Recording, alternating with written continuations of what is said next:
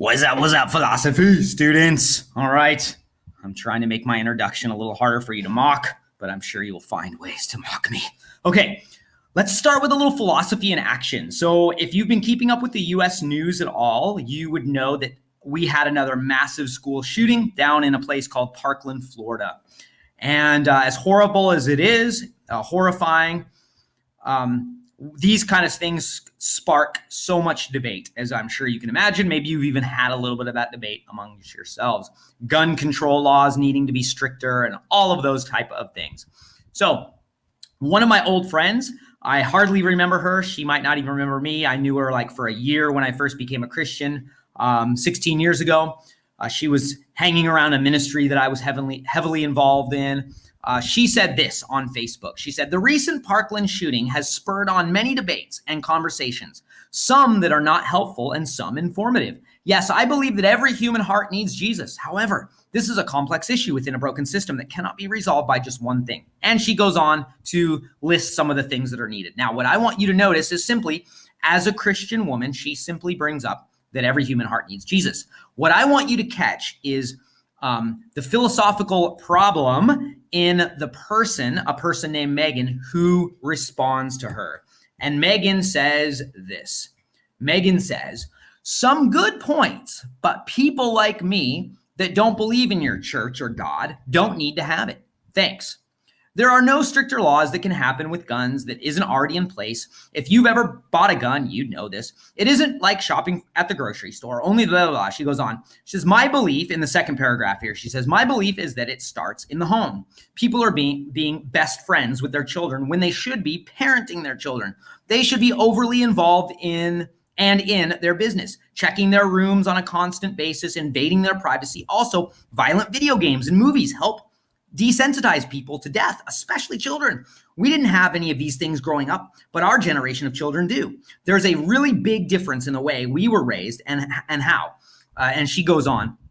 What I want you to do right now is identify where's the integrity problem. Remember, we talked about consistent integrity. In fact, there's actually a section in not your current chapter, but I think if I remember right, it is in chapter 2. I mean, Moral Law 2. It's in Moral Law 2, which I think is chapter 11. And there's an exact section that deals with what's going on here, the problem. So pause this recording for just a second and think through this. What's the integrity problem? And I want you to discuss it with those around you and see if you can nail it. All right, pause right now. Go. Okay, welcome back. Hopefully you've been able to nail it. What did you and your group decide is the integrity problem? Did you decide that it was something like this? Here is my response to Megan. I say this. "This is why the Bible says, a fool says in his heart, there is no God." Or in this case, her heart. "Megan, you discard the objective moral foundation that is needed to make absolute claims and then proceed to make absolute moral claims, even if they are just your opinion. This is as foolish as saying, we don't need modern medicine to cure cancer, and then recommending chemotherapy to your cancer-ridden neighbor.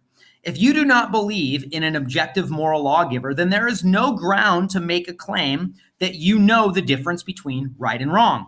This includes the recent shooting. If you are not willing to live by the implications of your beliefs," hey, do you notice that, students? That comes right from Gang Dean, right? Chapter 11. I forget which section exactly, but this includes the recent shooting. "If you are not willing to live by the implications of your beliefs, which include total moral relativism, if you are some type of atheist, then how can anyone have a consistent, intelligent conversation with you? Internal integrity is required prior to opening your mouth." And then I just say that the response is in no way connected to my old friend there. So did you catch that this person is obviously not willing to live by the moral implications of their belief system? This person says, we don't need God, right? They said that in the previous, in their response. We don't need God. But then they go on to make moral absolute claims that require a moral lawgiver. And so this person is not living consistently. They have not analyzed their basic presuppositions to see what is clear about God and man and good and evil. And therefore, they are making a very nonsensical statement. All right, hopefully you caught something like that. Maybe you even thought about that exact section in chapter 11, Moral Law 2. All right, let's move on. Bell work. Here's your bell work today. Let me know what you are learning. I want to know what you're learning since I've been gone. Type your answer to one of the journal questions from last class on the forum provided on Google Classroom. Now, I understand it's been a while since our last class. Here are the questions that you were supposed to be working through in your journal as you read through this latest chapter, chapter 13. Why define human nature at the beginning of this chapter? If you do not like Gangadine's conclusion for what the good is, how might you argue against it?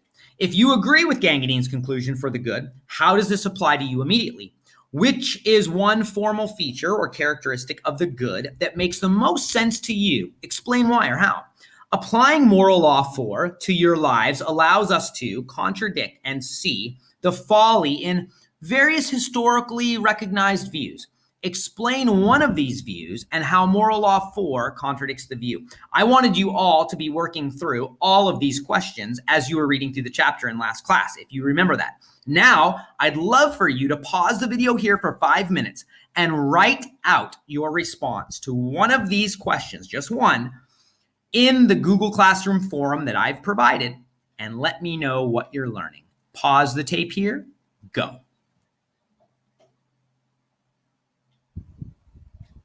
Okay, welcome back. It's a pleasure to start seeing what you're all learning, and I look forward to reading through these and see how you answer some of these questions. Okay, I am not going to keep you much longer because you have some learning slides to make based on your section, and you have a 200-word response to one of those essential questions for this chapter.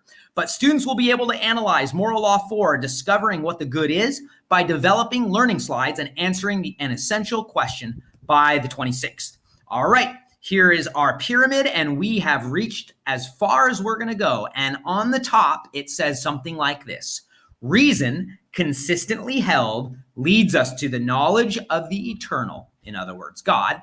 This is the good.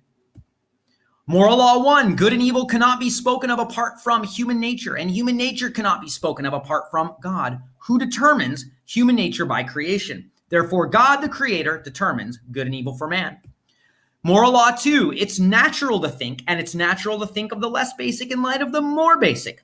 God is more basic than all, and we should think of other things in light of him. Moral Law 3, with integrity, that goes back to what we saw just a few slides, right? Poor Megan was not living with integrity in her beliefs, was she? With integrity, basic things are clear to reason.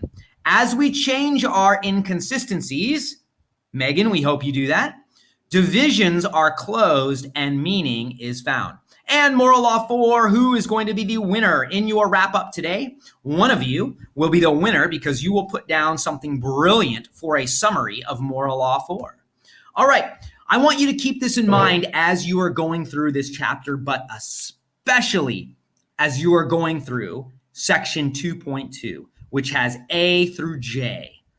Of all of those characteristics that the good must necessarily possess. Keep in mind how our current learning, especially section 2.2, builds on our previous learning. So let's go all the way back to our previous learning about the good. If you remember from previous chapters, we first looked at what the good cannot be. Cannot be. Impossible. The good cannot be money. The good cannot be happiness. The good cannot be survival, mere survival. And the good cannot even be work, like we learned in this chapter. So first we looked at what the good cannot be, and we reasoned for that. If you've got a problem with that, if you're still someone who thinks, no, I think the good can be happiness, or no, I think the good can be money, please take a few minutes to go back to that chapter and reread that section and see why it is utterly unreasonable to conclude that the good could be one of those types of things like happiness or money. Then we moved on to look at only one good for each person. And why is that? That's because if there were more than one good for each of us, we wouldn't be able to choose. And we would be locked in inactivity and unable to make a reasonable choice. So there's only one good, one thing for each of us that is chosen for its own sake and not for the sake of something else. Then we built on top of that and we saw that not only is there only one good for each of us, but the good is actually one and the same for all of us. And we learned that the reason for this is because the good is based on human nature, and human nature is the same for all humans. Therefore, there is only one good for all persons. Then we built on top of that, and we simply looked at the idea that the good must be objectively clear. Now, make sure you see the difference. The good doesn't necessarily need to be subjective. In fact, it isn't subjectively clear. If it were subjectively clear, everybody would know what the good is. The good doesn't have to be subjectively clear. In other words, clear to every single person, each individual person. But the good must be objectively clear. That means if there were no human beings around to analyze what the good is, it would still be the good. Does that make sense? If there were no human beings around whatsoever to analyze what the good is, it would still be the good. It's objective. It exists apart from your individual self or my individual self. So the good is not subjectively clear. Otherwise, everybody would know what it is. But the good must be objectively clear. If it isn't objectively clear, then we're left with skepticism and ultimately nihilism. So then we build on top of that and we see that the good is based on what is eternal. And what is eternal is what brought everything else into existence. Thus, the eternal is the creator. And we've even looked at some of the characteristics of the eternal, like the fact that all qualities the eternal possesses, like goodness, must be possessed infinitely. So only after all of this foundational building on what the good is, do we then finally get to the good must be section 2.2, A through J. Things like inalienable, inexhaustible, conclusive, or including, and those types of qualities. So as you go through section 2.2, keep in mind, if you don't like one of those qualities of the good, if you say, I just don't quite buy this, don't forget that you've got to go back down here to begin to refute the good. You've got to start your refutation of the good down at the bottom. And then you've got to continue refuting somewhere around that area. All right?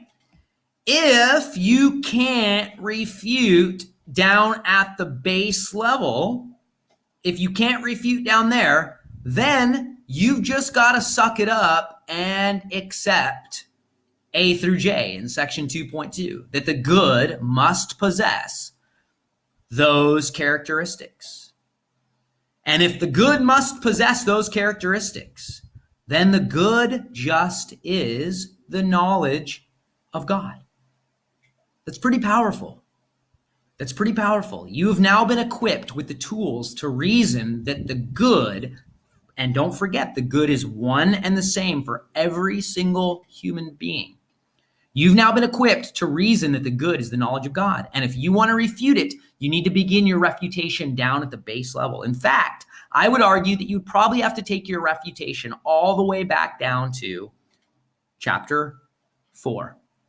Something can come from nothing. If you want to avoid the conclusion that the good is the knowledge of God, you will likely need to become a person who can believe that something can come from nothing. Do you see how all this learning is connected? And it's radically connected, not just loosely connected. It is interwoven with each other. Do you see how powerful philosophy is? Do you see how powerful philosophy is in giving us confidence that we can know some things with certainty? Right? Okay, so keep that in mind as you read through this chapter. And otherwise, you know what group you're in, so you can get to work on your learning slides with the rest of class today. And also keep in mind that you need to answer just one of these questions with at least a 200-word response. Okay, I've created a forum on Google Classroom for you to answer one of these questions with at least a 200-word response. Okay, don't forget you have a book review due March 5th. I've had a few students recently ask me if a certain book is okay. That tells me that you haven't even gotten started on reading it yet. So please choose a book, get started reading. You have a book review due March 5th. Don't forget, I've given you that long book list. It's somewhere on Google Classroom. I'm sure you can go down and find it and choose one of those books. You need your outside class prep work is to complete the learning slides and a 200-word response. You will also have time to work on these on Friday. So keep that in mind. You've got the rest of today's class, and then you've got Friday's class as well to work on it, okay? All right. And I think that's it. A little bit of a calendar of where we're going. We are going to have an assessment, and it will be comprehensive. Yes, that's right. That means it can include anything from Chapter 1 all the way to Chapter 13. You will have a comprehensive assessment on Tuesday, the 27th, and then we are moving on to William Lane Craig's on guard. Okay, have a great rest of your day, students, and I will see you soon.